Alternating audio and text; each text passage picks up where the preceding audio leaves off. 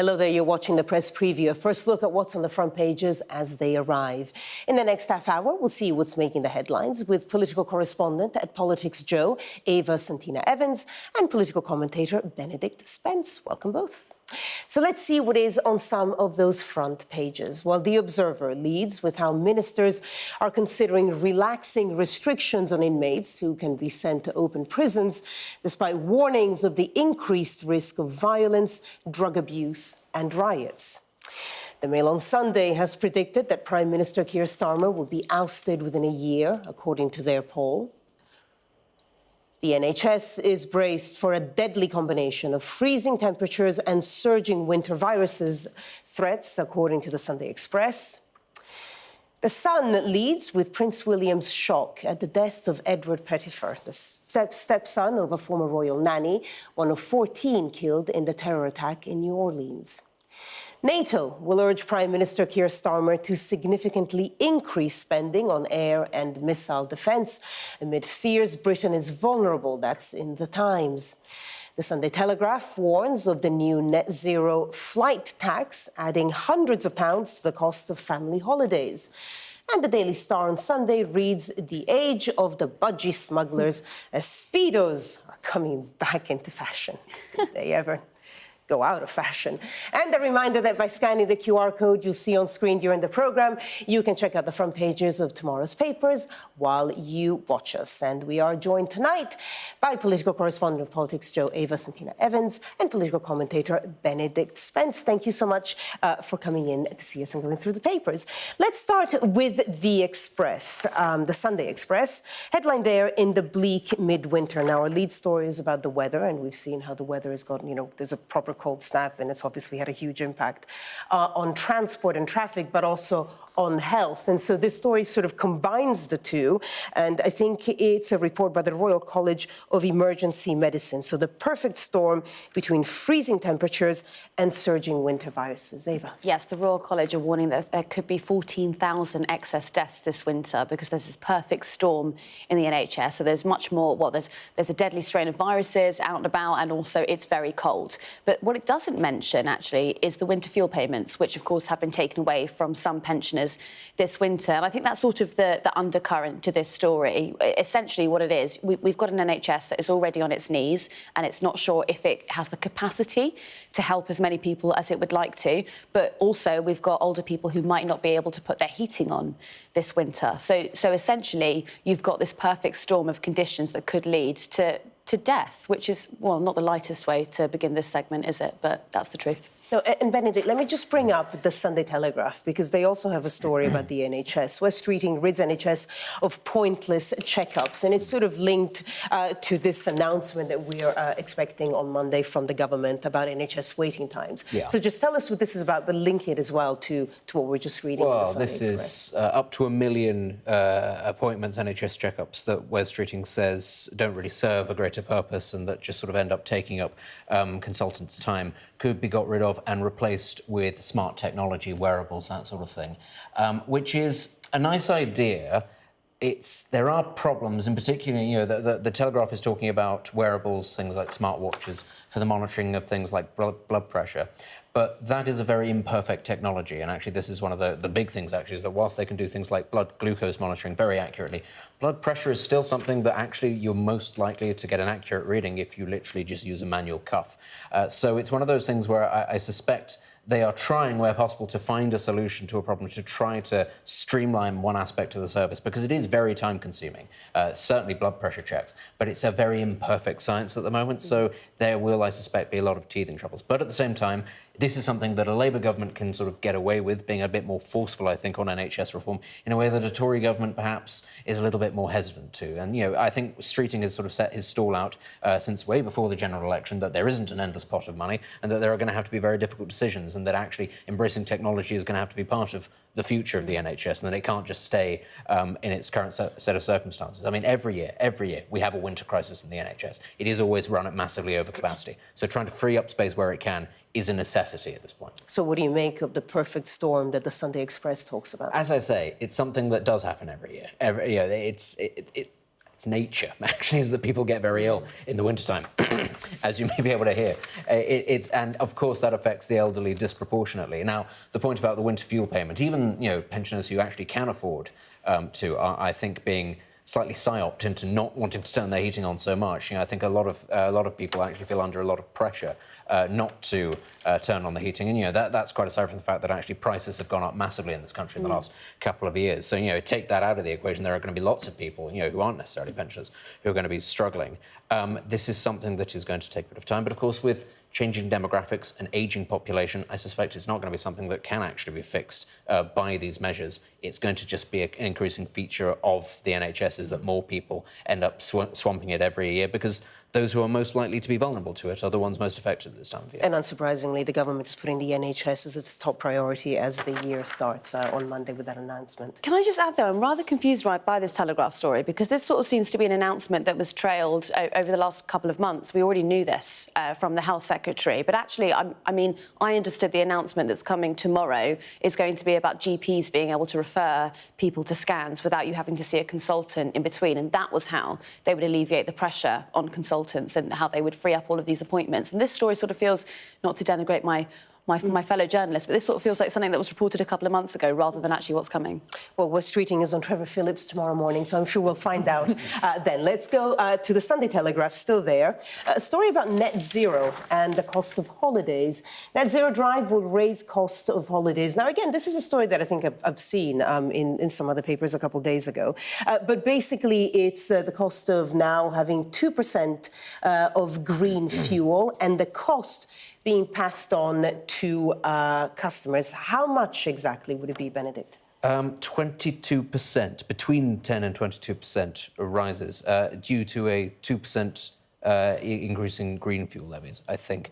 And this is, again, it's one of those things that, it does sort of do the rounds quite frequently. It comes up, but it's one of those things where, theoretically at least, the more that this is rolled out, actually prices are expected to go down. The one, so more sort of ubiquitous this becomes. The problem that we face in this country, and it's not just on things like this, it's reflected in other forms of transport, in homes being heated and all that sort of thing, is that if your country decides to sort of plough headfirst into these things before other countries do as well, then you are going to be bearing the brunt of the costs, because actually it's not been sort of rolled out internationally. And so you're in a bit of a sticky situation in that the technology can't be done. And if you're sort of cutting yourself off from broader energy markets because you're not prepared to use certain things or you're not prepared to drill for certain technologies, you are going to end up paying a lot more. And the cost of the Telegraph says for a family of four, it would be £302 for a return flight, so they're quite specific on that. Ava, the Prime Minister has said that net zero and pushing, that's part of the climate change fight will be one of the priorities of the government. How can he square that with these costs? Sure. I mean, it doesn't actually say, what flights these will be. Perhaps these flights will only affect Telegraph readers rather than large swathes of the country. But, there does seem to be a sort of lack of joined-up thinking with Labour when it comes to net zero. I mean, if you're going to slap a tax onto airlines, one of the biggest, what they'd like to cut out are flights within the UK. They'd like to stop people flying from, say, London to Newcastle or up to Scotland, and they'd like you to take the train. However, they haven't tackled the extortionate cost of the trains. So there's not enough joined-up thinking. If you'd like people to go net zero, then there needs to sort of be a more cohesive plan. Well, both the extortionate cost and the fact that they don't work half the time. You're not even paying for a service that works. I'll tell you what, though, we've just had a statement from the Department for Transport on this. They're saying we want to give people the freedom to travel in a more sustainable way while protecting them from high ticket costs.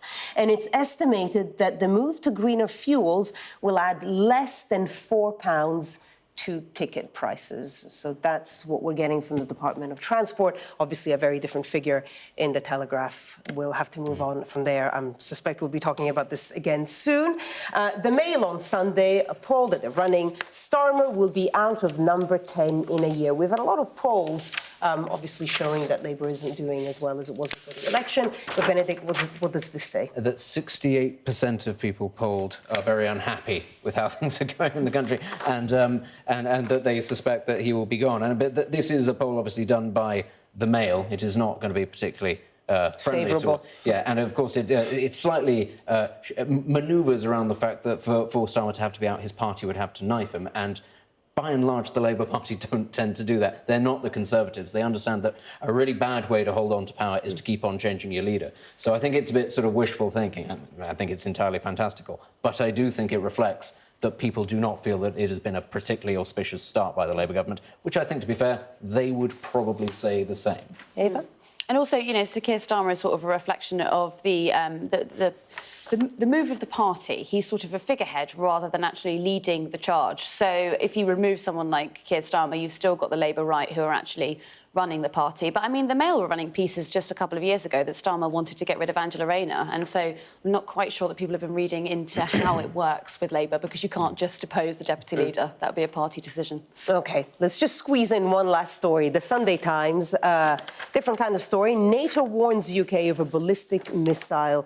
Threats PM urged to raise spending amid fears defences are vulnerable and Britain faces a strike from anywhere. I mean, we keep on seeing a version of this story, I mean, for months now, that our spending on defence is just not high enough. Oh, it isn't. And it's one of those things where everybody can see that the health service isn't working particularly well, or they can see that the education service isn't. But, of course, the military is not something that you sort of see on a day-to-day basis. But we hear the stories about the failed nuclear tests and all those sorts of things, the Trident missile tests, and the fact that we can't actually man any of our ships, or the fact that we don't have enough tanks. This is a really basic thing, and that is that, as usual, we, a NATO member, are not necessarily pulling our weight in one area, and this is in defensive missile systems, although we do actually spend a lot more than most of our NATO allies, it needs to be said. But when it comes to the specific issue of ballistic missile defence, Britain is uniquely bad at this, so much so that even though we had units deployed to the Middle East the last time Iran launched missiles at Israel, we weren't actually able to participate in the defence of Israel because we don't have the technology. As drones and hypersonics become much more ubiquitous and Britain is being left behind in this field, we are increasingly vulnerable to this particular area. There are other places that we're very good on, but this is a massive blind spot. Where the money comes from, I don't know. OK, Eva Bennett, we're just going to have to move on now. Thank you. And coming up, why ministers are considering relaxing restrictions on inmates. We'll look at this story in The Observer. Stay with us.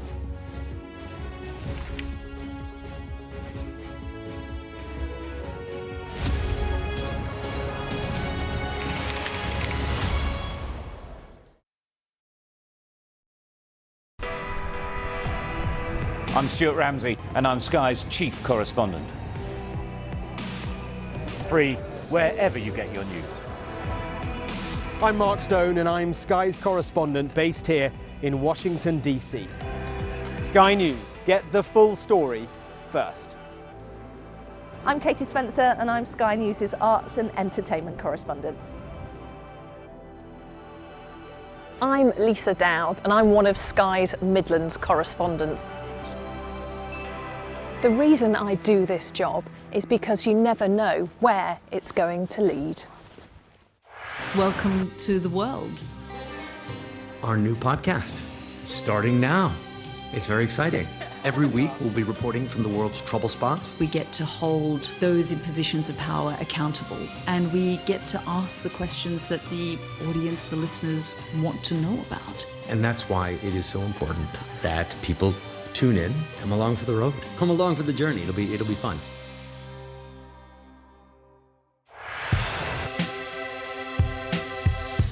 I'm Martin Brunt, and I'm Sky's crime correspondent.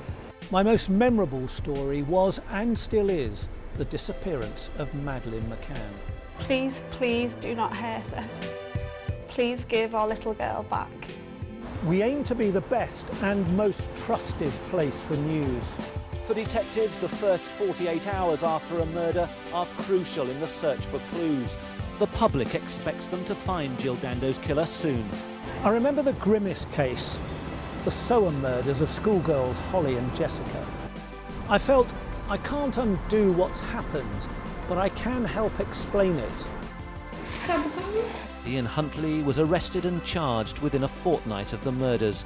My biggest challenge was to persuade a jailed diamond thief to answer my letters.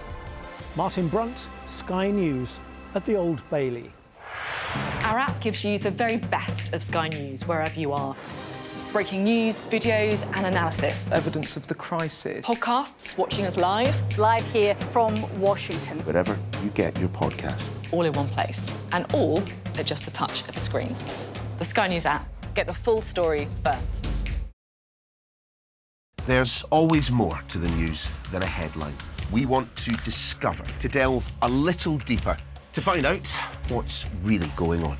Explanation, analysis, the people at the heart of every story.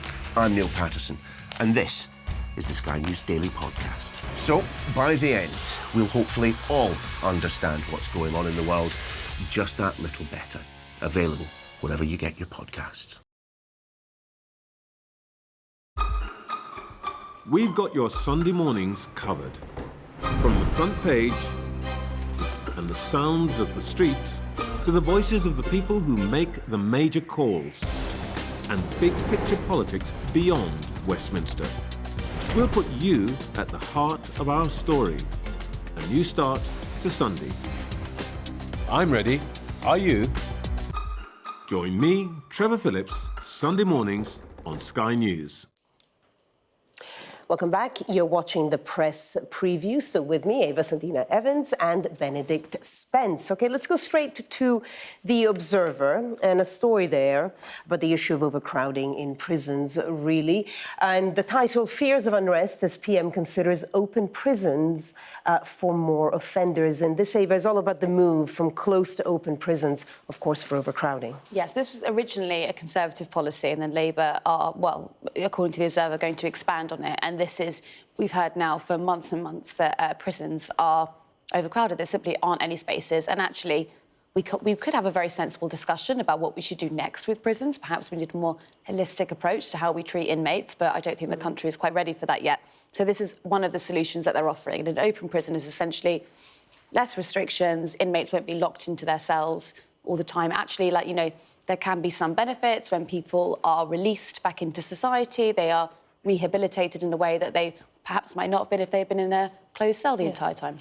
You do have this in other countries, Benedict. Yes, much smaller, more homogenous countries, which are much more community-centred. Places like Scandinavia does tend to work, whereas increasingly in Britain, I don't think that is the case. And often you find people being sent to prison a very long way from their community. It doesn't actually tend to work in the same way at all. So whilst I take the point that lots of people say it works very well in parts of Scandinavia, this is not Scandinavia, as much as we'd all like it to be. I do agree, actually, that there needs to be a proper conversation about our approach towards rehabilitation. We don't do it very well in this country at all. But there is another issue, which is that you could ease the problem of overcrowding in prisons by building more prisons, which this government and previous governments seem completely opposed to doing because they are opposed to building absolutely anything. And this goes back to whether it's reservoirs for the water you need to drink or electricity capacity. Successive governments just don't want to build these things. Core parts of national infrastructure have just been allowed to decay, or in the cases of prisons, many of them were closed by the Conservatives for not really any good reason other than that they thought they could get away with cutting the Ministry of Justice's budget more than anybody else. Well, they needed fixing, and no government wants to spend money on fixing prisons. Well, that's exactly the point. They thought we can get away with this because nobody likes paying lawyers and nobody likes prisoners having a nice time, so we can actually just afford to cut this. And now what you end up with? You end up with court cases 2 and in sometimes 3 years behind because there aren't the prisons and there aren't the lawyers, and people having to be released early because there aren't the prison spaces. As I say, a really easy way of doing this would be to change planning regulations so that you could at least build more prisons to meet a growing population, but we aren't going to do that. So you know, clearly we have to just let them go. Sorry, let's just go to another story I really want to get in. The Sunday Telegraph front page. And it's about the definition of Islamophobia. So Prime Minister urged to scrap new Islamophobia definition. This is the definition of what we could call anti-Muslim discrimination. And he is being asked to shelve plans for this definition. Why is it so controversial? Well, so this is sort of being pressed by Robert Jenrick, who is the Shadow Justice Secretary, but you might remember him for not quite making the cut for the leadership bid for the Conservative Party. And he essentially believes that Islamophobia or anti-Muslim hatred, the definition of that would mean it would almost be a blasphemy law. So you wouldn't be able to, well, you know, you can't be horrible or discriminate against people anymore. So apparently that impinges on your free speech. But it's essentially a conversation that needs to be a sensible one about the parameters of what can be described as anti-Muslim hatred. How long have I got? 20 seconds. The difficulty is, of course, because Islam is a religion, and lots of people like to compare it to anti-Semitism, but that is about ethnicity. It's a very different sort of thing. And it is effectively a blasphemy law because it means that you can't criticise a religion, which in a multicultural society, you absolutely should be able to. What's going to be next? Are we not going to be able to allowed to be able to criticise the Catholic Church or Hinduism? I don't think we actually want to go down that route. I understand that this has been brought up because of the grooming gangs conversation, but still, we should take that out of the equation. You should be free to criticise. We're going to have to leave it there, but let's just pull up the picture of Luke Littler in the Sunday Times. So we have it on the screen there with his trophy. Well done, him. We'll talk about him in the next hour. Eva, Benedict, thank you both so much. Now let's take a quick look at the weather, because the cold weather is set to last into next week, with snow and ice causing further disruption through Sunday. Met Office amber and yellow weather warnings have been issued for the snow and ice. Parts of Ireland and northern England can expect the heaviest snow, with up to 40 centimetres possible on the Pennines and Wicklow Mountains. Strong winds will lead to some drifting snow. Now, central parts of England and Wales are also at risk of heavy snow, along with freezing rain and ice, before milder air moves into the south. Well, the milder air means outbreaks of rain for southern parts of England on Sunday morning, but it's a messy mix of sleet, snow and freezing rain in the north. Coming up next on Sky News at 11, we'll have the latest as heavy snow and freezing rain hits the UK. That's at the top of the hour. Join us then.